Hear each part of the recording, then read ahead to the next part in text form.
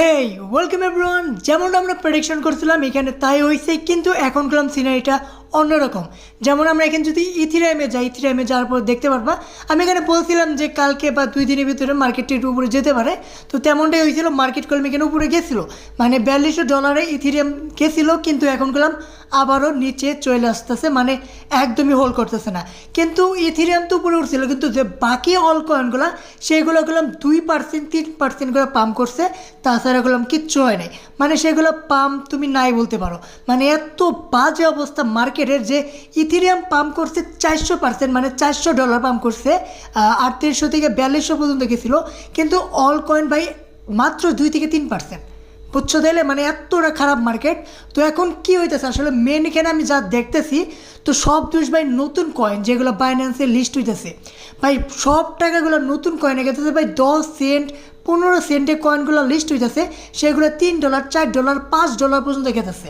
তার মানে সবাই যে হোল্ড করে রাখছিল কয়েনগুলো সেগুলো সেল করে নতুন কয়েন যেগুলো লিস্ট হইতেছে সেগুলো বাই করতেছে, আর সেগুলোর মধ্যে টাকা ফ্লো হইতেছে, সেগুলো পাম্প করতেছে 300 400 500 পর্যন্ত, মানে 5x পর্যন্ত হয়ে যাইতেছে।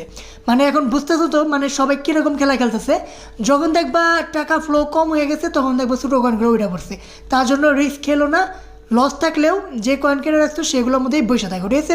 তো ইথিরিয়াম মনে হইতেছে এখান থেকে আবারও নিচে আসতে পারে, দেখতে পারতেছো উপরে উঠছিল কিন্তু হোল্ড করতেছে না, আবার নিচে চলে আসতেছে।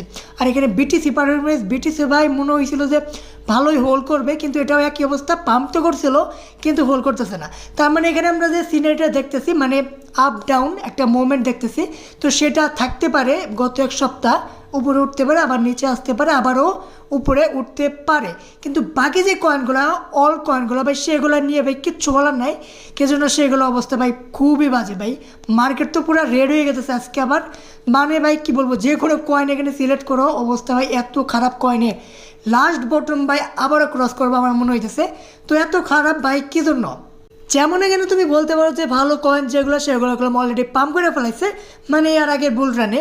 কিন্তু যে কয়েনগুলো খুবই নিচে ছিল সেগুলো একটু উঠছিল, মানে আগামী বছর অক্টোবর ডিসেম্বরে উঠছিল, সেগুলো ভাই এত নিচে নামছে এখন ভাই উঠার তো ভাই কোনো লেভেলই দেখতেছি না। বাকি যে কয়েনগুলো নতুন মার্কেটে আসতেছে সেগুলো উঠতেছে নামতেছে, কিন্তু যে কয়েনগুলো 2-3 মাস আগে ড্রপ করছে, মানে 4-5 মাস আগে ড্রপ করছে, সেগুলো ভাই উঠতেছেই না।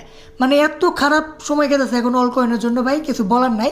তো এখন যারা ট্রেড সিগন্যাল ভাই এগুলোর মধ্যে বিশ্বাস করো না, কি জন্য এখন যে মার্কেটের সিনারিও ভাই কেউ প্রেডিকশন করতেই পারবো না, ঠিক আছে, একদমই বাজে।